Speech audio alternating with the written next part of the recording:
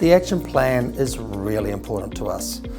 Our kids in our system need a pathway. They need to see something that they can identify with, where they can go and work, where they've got identity honoured, and they can see success. These businesses that are doing this work, they are giving kids that opportunity, and it's just fantastic to see that for our kids in our system.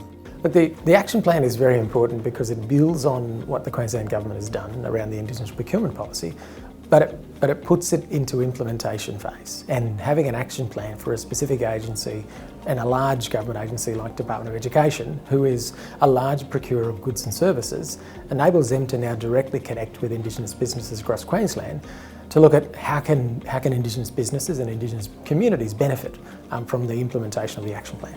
Is a great example of what I can now seek to do, have other agencies do in terms of lifting their own engagement with Aboriginal and businesses and Torres Strait Islander businesses, not just in Brisbane but throughout the state.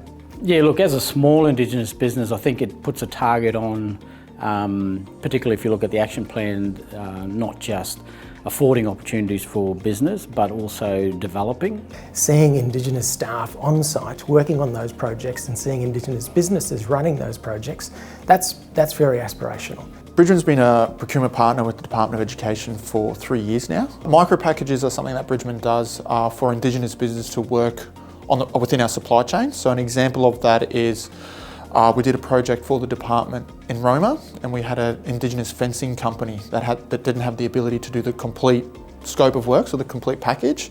So we did a micro package where we made it a little bit smaller for them to do it, and then we had a project in Kingaroy with the department, and then he went from doing a $200,000 package then to a $500,000 package. It's more our ability then to recruit mob, get our young people into pathways, opportunities, get our families, parents, all our mob in the community into jobs, and what a great way to do it.